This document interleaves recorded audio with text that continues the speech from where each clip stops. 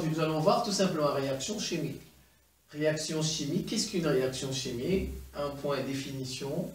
2, étude quantitative d'une réaction chimique. Et les 3, une application. 6 parties. Je vais me placer par là.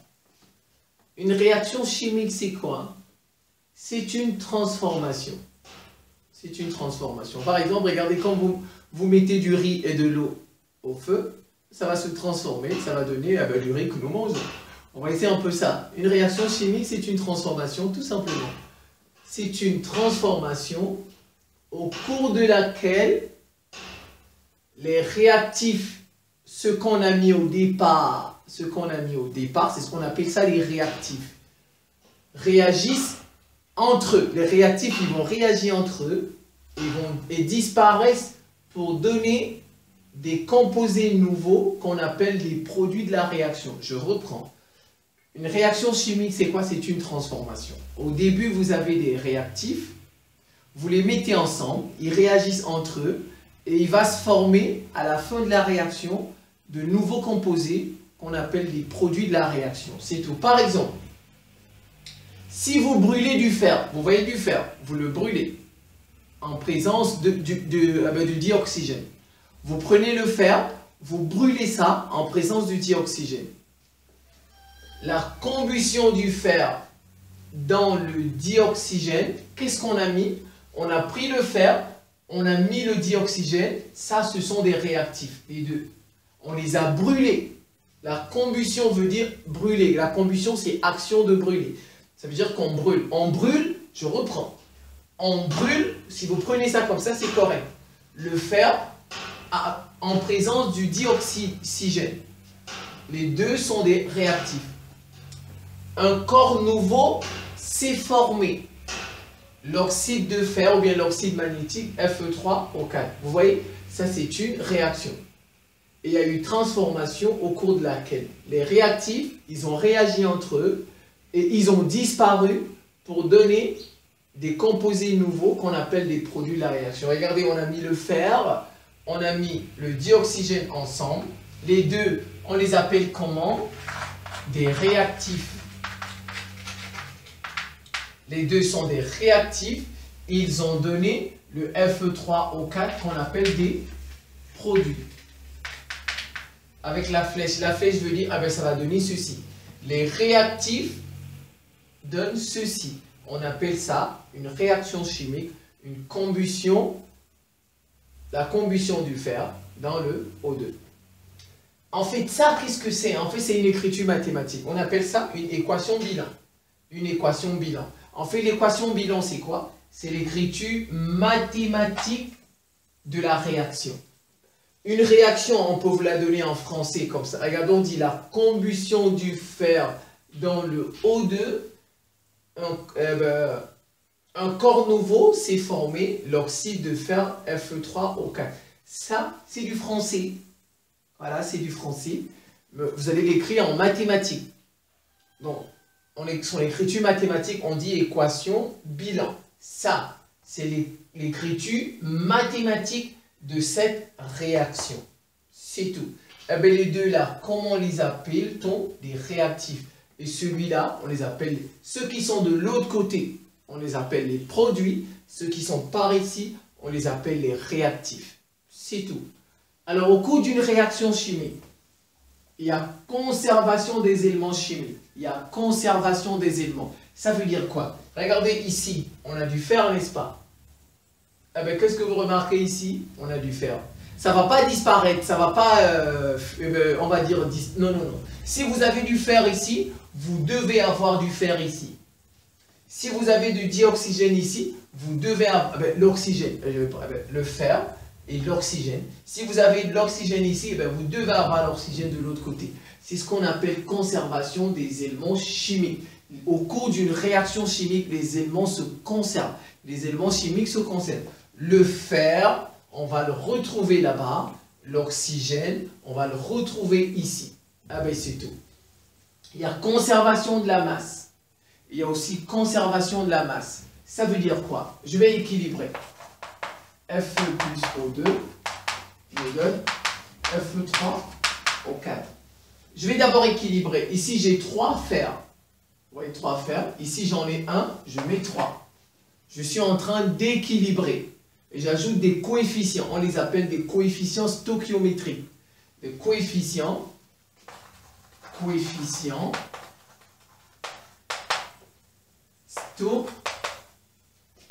stoichiométriques. Voilà, on équilibre. L'équation bilan, il faut toujours l'équilibrer. Regardez maintenant, j'ai 3 fers ici. Ici, j'ai 3 fers. C'est correct. J'ai O2 ici. Eh ben, j'en ai 2. Eh ben, là, j'en ai 4. Regardez, 4. Vous n'avez pas le droit de mettre en bas. Vous n'avez pas le droit de mettre en bas. On ne met pas en bas. L'exercice va vous donner déjà ce qui est en bas. Mais vous et moi, nous n'avons pas le droit de mettre ici, par exemple, 3. Non, on n'a pas ce droit. On le met devant. On le met devant. Regardez, ça, c'est 2 oxygènes. Ici, j'en ai 4. Donc, il faut que j'ajoute 2 ici. Donc, ça fait 4. Regardez, 2 fois 2, ça fait 4. 2 oxygènes. Ça fait 4 oxygènes ici. 3 fer. Eh bien, 3 fer, c'est équilibré. Tout simplement. Chaque fois qu'on vous donne une équation bilan, il faut les équilibrer. Et il faut vous entraîner à ajouter des coefficients. C'est parfois difficile, mais je pense que si vous vous entraînez régulièrement, vous allez vous en sortir. Alors, maintenant, regardez la conservation de la masse. Ça, c'est la loi de Lavoisier. Lavoisier, c'était un grand chimiste français qui a tout simplement dit, au cours d'une réaction chimique, rien ne se perd, rien ne se crée. Eh ben voilà, tout se transforme. C'est une célèbre formule, on dit. Au cours d'une réaction chimique, rien ne se crée, rien ne se perd, eh ben, tout se transforme. Les deux là se sont transformés en ça. C'est tout. Et la masse, regardez, M1 plus M2 va vous donner M3. La masse de tous ceux qui sont ici, les produits, c'est toujours égal à la masse de tous ceux qui sont par ici. C'est tout. C'est toujours comme ça. La masse des réactifs est égale à la masse des produits. Si vous avez, par exemple, ici, 15 grammes, et ici, vous avez 3 grammes, alors ici, ça fait combien? M1, c'est combien? Vous faites 15 moins 3 et vous trouvez 12 grammes. C'est tout. C'est comme ça. Au cours d'une réaction chimique, la masse il y a conservation de la masse. Vous devez, quand vous faites la somme de tout ça, vous devez trouver la même masse de l'autre côté. Alors voilà, étude quantitative. Je vous ai donné une autre. C2H6O, ça c'est les composés organiques, plus 3O2. J'ai déjà équilibré. On dit, ce composé, il réagit avec le dioxygène pour donner du CO2 et de l'eau. Alors, comment lit-on cela? J'ai posé, hein, je n'ai pas équilibré devant vous, j'ai juste posé ça. Alors, on lit ça. Ici, le coefficient, c'est 1.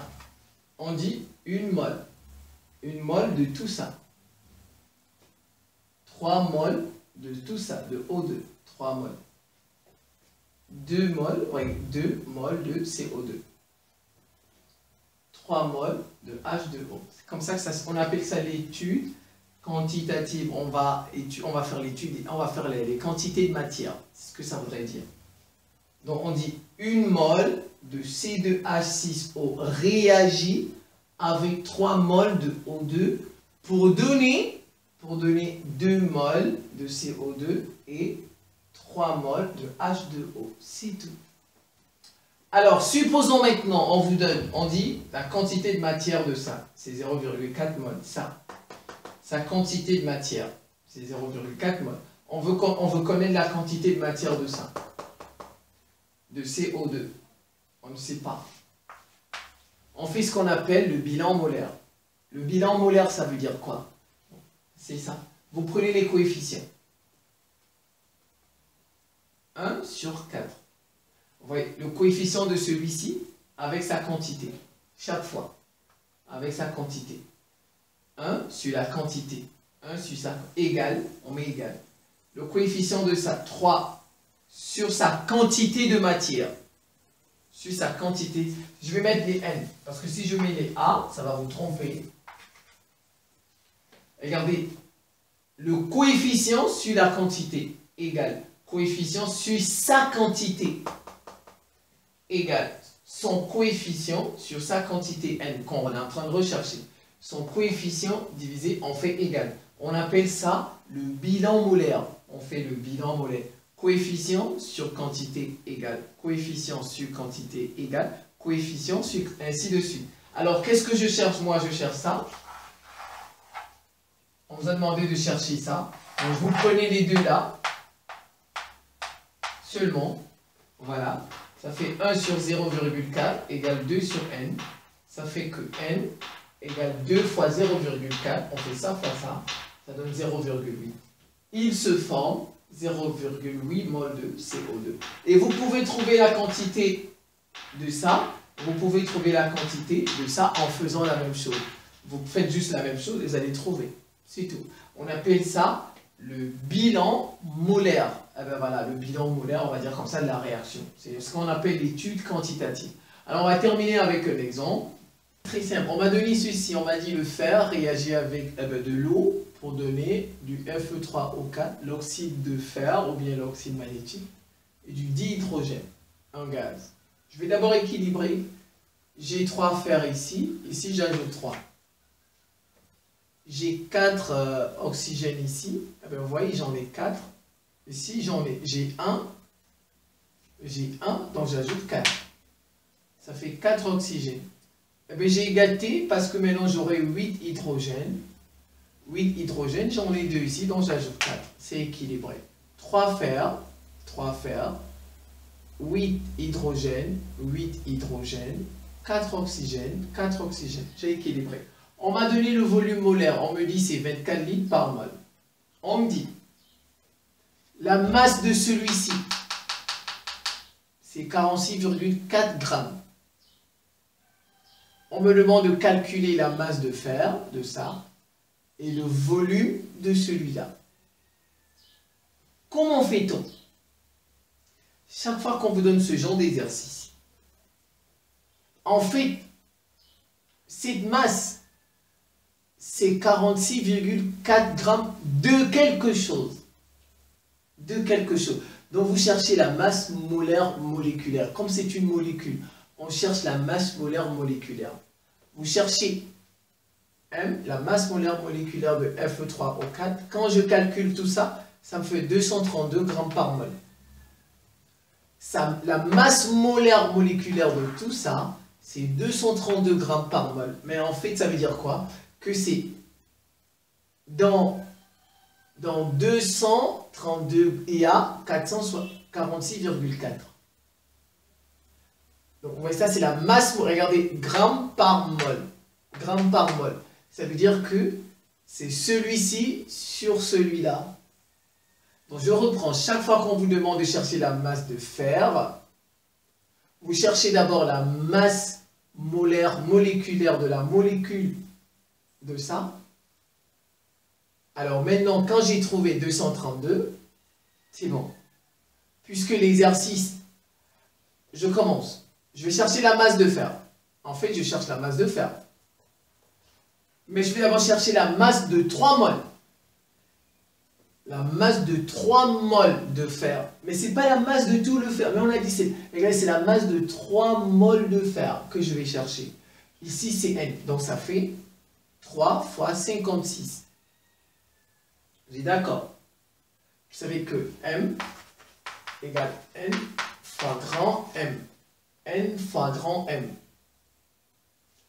Quantité de matière, le nombre de moles, ici, c'est 3. N, c'est 3. C'est 3. La masse atomique du fer, c'est 56. 3 fois 56, 168 grammes. J'ai trouvé la masse de fer, c'est la masse de 3 mols, pas la masse de fer. Ce n'est pas encore ça. C'est la masse de 3 mols de fer que j'ai calculé. Très attention. J'ai calculé la masse de 3 mols de fer. Je n'ai pas encore trouvé la masse du fer. Alors, maintenant, je vais chercher le volume. Puisqu'on nous a demandé de chercher le volume. On nous a donné le volume molaire. Le volume de 4 mols de dihydrogène. Ce n'est pas le volume de dihydrogène. c'est pas encore ça. Comme ce n'est pas encore ceci, c'est le volume de 4 moles. Donc, le volume, vous savez la formule, ça fait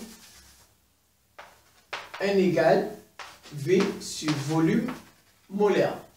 N égale V sur volume molaire. Si je vais chercher V, ça fait N fois volume molaire, c'est tout. Ça fait 4 fois 24, le volume molaire c'est 24. 4 fois 24, ça fait 96 litres. Donc je reprends.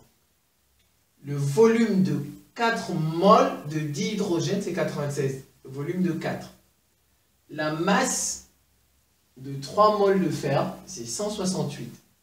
Maintenant, quand on connaît tout ça, on peut trouver la masse du fer et le volume du dihydrogène. Alors, en fait, on vous a dit la masse de Fe3O4, c'est 46,4. Mais c'est 46 parmi les 232. Donc ça, parmi ceux-ci. C'est comme on vous dit 12%. Mais en fait, c'est 46,4 de 232. Voilà, vous voyez, c'est comme un pourcentage ça. Donc vous faites 46,4 sur 232, qui est égal à la masse de 3 moles que vous avez trouvé. Maintenant on trouve la masse au-dessus. La masse de fer qu'on veut trouver. Puisque la masse, elle est dans ceci. Donc on fait M sur 168. Et vous faites votre règle de 3, ça fois ça divisé par ça, c'est tout. M égale 33,6 grammes. Voilà, vous voyez ça tranquillement. Vous faites la même chose avec le volume.